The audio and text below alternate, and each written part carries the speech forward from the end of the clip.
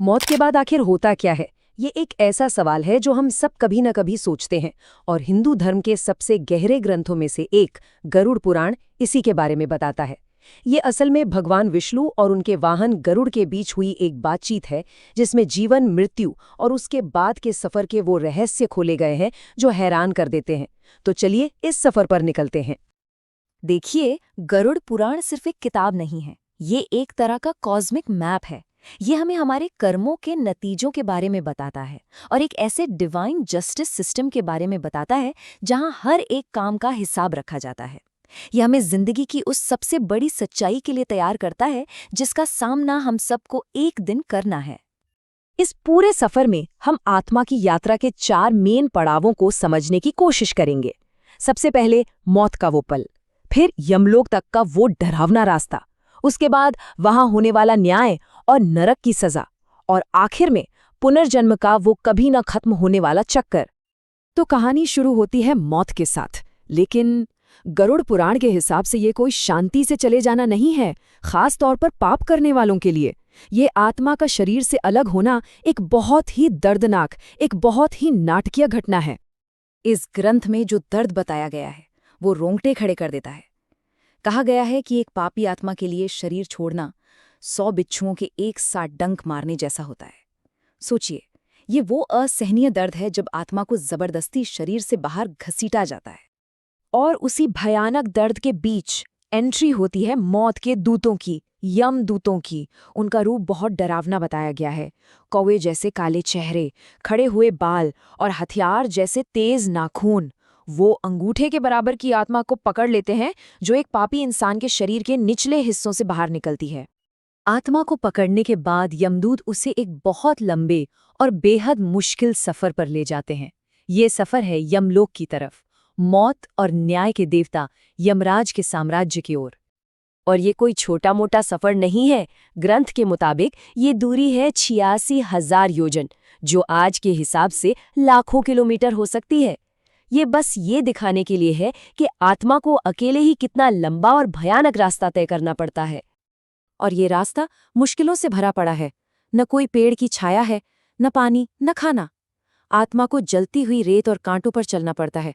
और तो और रास्ते में खूंखार कुत्ते और सांप उस पर हमला करते हैं।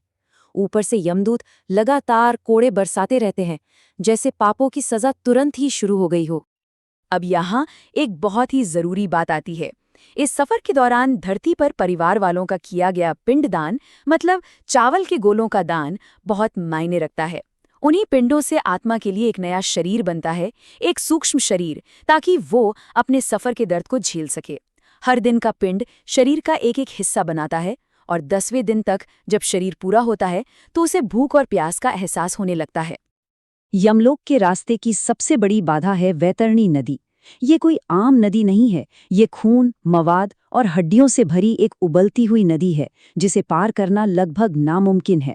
ग्रंथ के अनुसार सिर्फ वही आत्मा इसे नाव से पार कर सकती है जिसने अपनी जिंदगी में कभी गाय का दान किया हो। ये एक बहुत ही खास पुण्य कर्म के महत्व को दिखाता है।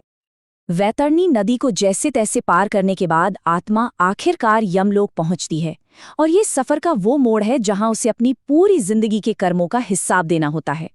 यहाँ आत्मा को लाया जाता है धर्मराज यम के सामने और उनके सहायक चित्रगुप्त के सामने।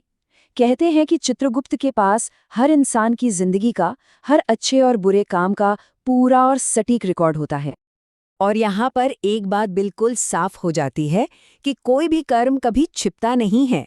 सूरज, चांद, हवा, आग, ये धरती, ये आसमान, सब कुछ, यहाँ तक कि हमारा अपना दिल हमारे हर काम का गवाह होता है। कुछ भी अनदेखा नहीं रहता। चित्रगुप्त की उस किताब के आधार पर आत्मा के पापों का हिसाब किताब होता है। वो कौन से बड़े पाप हैं जो सीधे नरक का दरवाजा खोलते हैं? इनमें शामिल हैं किसी को धोखा देना, अपने गुरु या देवताओं का अपमान करना, चोरी, हिंसा और व्यभिचार। और जब फैसला हो जाता है तो सजा का वक्त शुरू होता है। गरुड़ पुराण में 21 मुख्य नरकों के बारे में बताया गया है, और आत्मा को उसके पापों के हिसाब से किसी एक नरक में सजा काटने के लिए भेज दिया जाता है। और ये सजाएं बहुत ही भयानक हैं। मिसाल के तौर पर असिपत्र नाम के नरक में आत्मा को तलवार जैसे धारदार पत्तों वाले जंगल में फेंक दिया जाता है, जहां उसके टुकड़े टुकड़े हो जाते हैं। कुंभीपाक में उसे खौलते हुए तेल में पकाया जाता है, और रौरव नरक में उसे जहरीले सांप लगातार डसते रहते हैं। ये सब पाप के भयानक नतीजों को दिखाता है। तो नरक में हजारों साल सजा काटने के बाद क्या सब कुछ खत्म हो जाता है? नहीं, आत्मा का सफर अभी भी पूरा नहीं हुआ है। अब आता है इसका आखिरी पड़ाव, पुनर्जन्म का चक्र। नरक की सजा कर्म के असर को कुछ हद तक कम तो कर देती है, पर उसे पूरी तरह मिटाती नहीं है। आत्मा को वापस धरती पर जन्म लेने के लिए भेज दिया जाता है, लेकिन उसके पिछले जन्म के पापों के निशान उसके नए जीवन पर भी रह जाते हैं। कर्म का ये दाग कितना गहरा होता है। गरुड़ पुराण के मुताबिक सोना चुराने वाला अगले जन्म में कीड़ा मकोड़ा बनता है, अनाज चुराने वाला चूहा बनकर पैदा होता है, और एक ब्राह्मण की हत्या करने वाला गधा या ऊंट का जन्म लेता है। ये कर्म के उस अटूट नियम को दिखाता है जहां हर एक्शन का एक रिएक्शन है।